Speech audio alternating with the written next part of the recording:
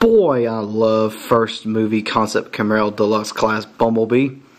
I'll be honest with you, this was one of my favorites as a kid. Well, I'll say as a kid, when I was really young.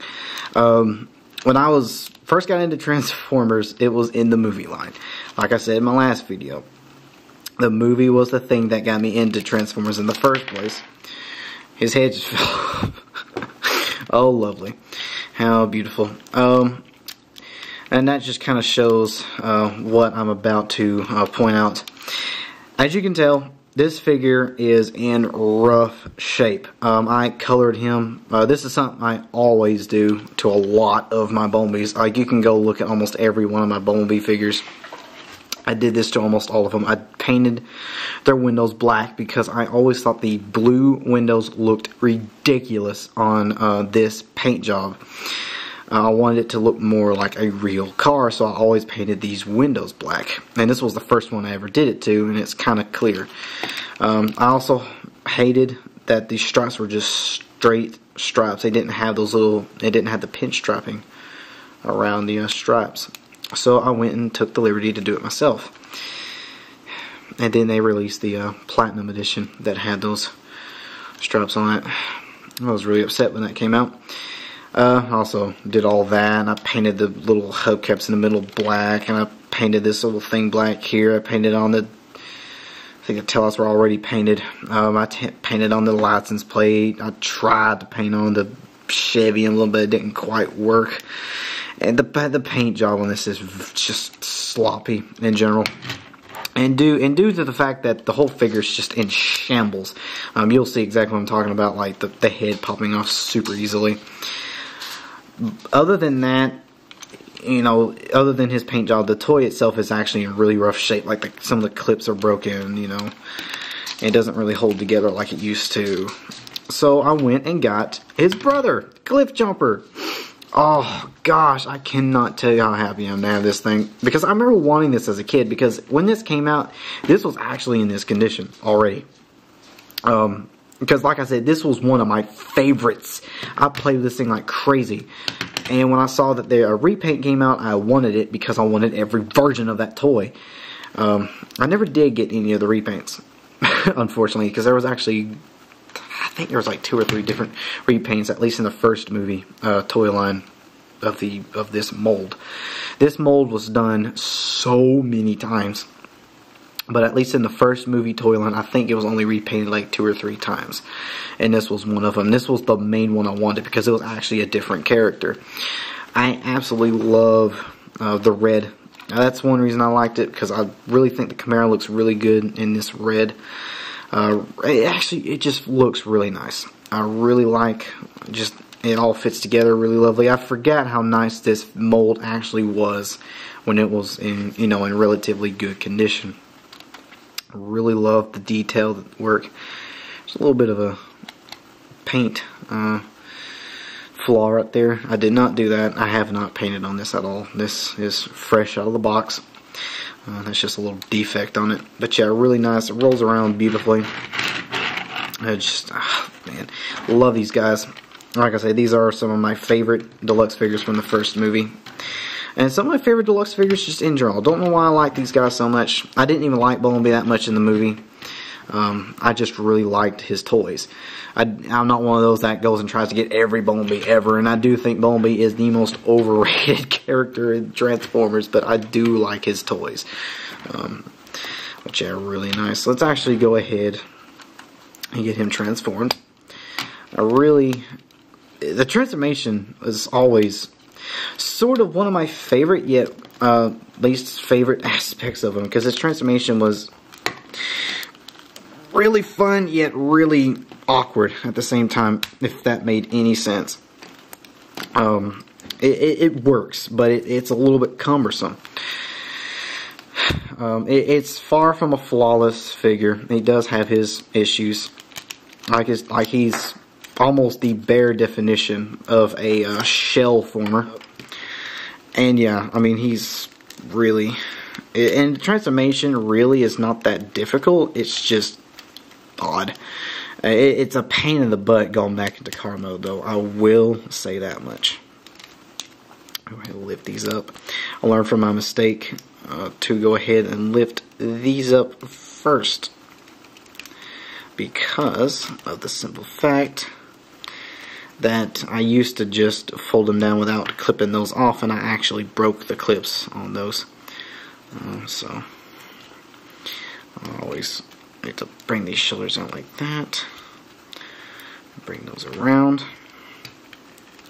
As you can tell, even though this figure is brand new out of his box, I'm already lost one of his shoulder pads. That was actually one of the common problems of this figure. In fact, when I was transforming this guy into his car mode, because I displayed him in the robot modes, his shoulder pad actually fell off. Do not ask me how I actually still have both of this one's shoulder pads. I will never know. And yeah, there we have him in his robot mode. He looks very skeletal with this paint job. He already looks skeletal, like the head sculpt on the Bumblebee figure already looks real skeletal, but it's all black. I actually prefer the way this is painted. But with these, the red, the way it's painted, it just looks really, really skeletal. Let's go ahead and get this folded out. And there we have him. Oh, I forgot this. And there we have him. So let's actually go ahead and get this big guy transformed. Bing. So there we have them both together. Isn't that lovely? Very nice. Yeah, seeing them in the robot mode, you know, transforming these guys and really messing with them kind of reminds me of why I liked this figure so much as a kid. I always thought the transformation was actually really, I mean, it was complex, but I liked it. It got the job done.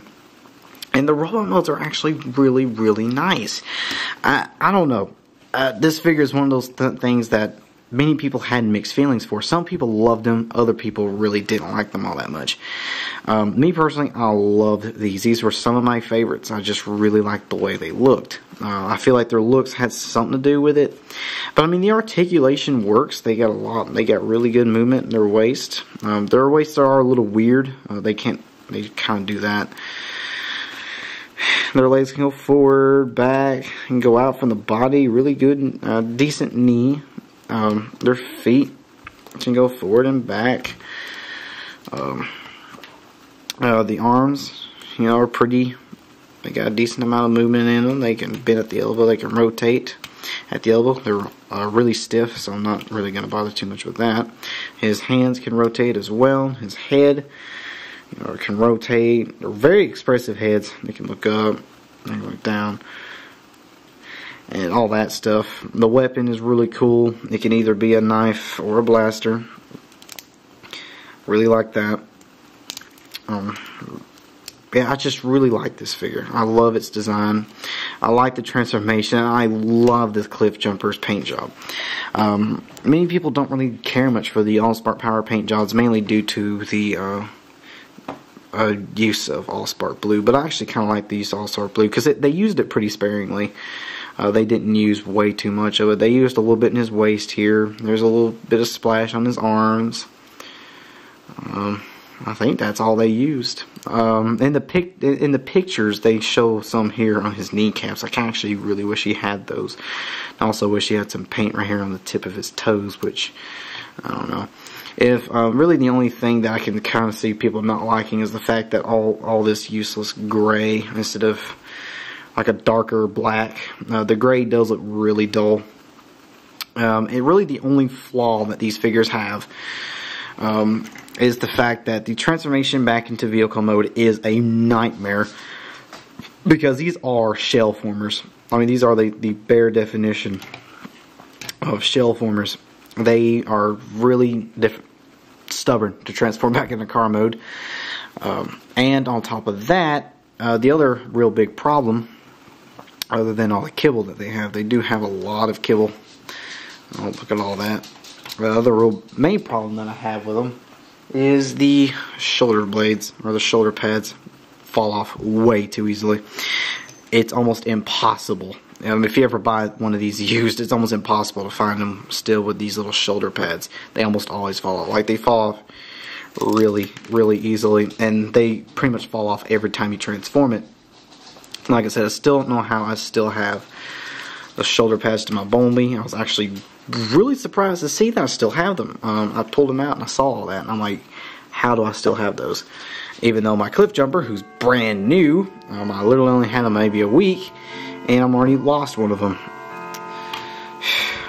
But that's really the only issue that pretty much all people have with the figures. That's a common problem. They all have that problem. I think even the repaints that they made of them have the exact, like all the repaints that were based off this mold have the same problem. If it was basically just this mold here repainted, they all had that problem. This door doesn't like to stay put on my Cliffjumper. It likes to flick over. But yeah, that's pretty much all there really is to say about them. They're really simple. They get the job done. I think that's why I like them. They're simple. There's no stupid gimmicks. The only gimmick they really have is with their gun, and their transformation is complex enough to where it's fun, but going back into car mode is definitely stubborn and nightmarish. But yeah, I really like these figures. They're definitely a personal favorites of mine in the movie collection, and they shall stay that way.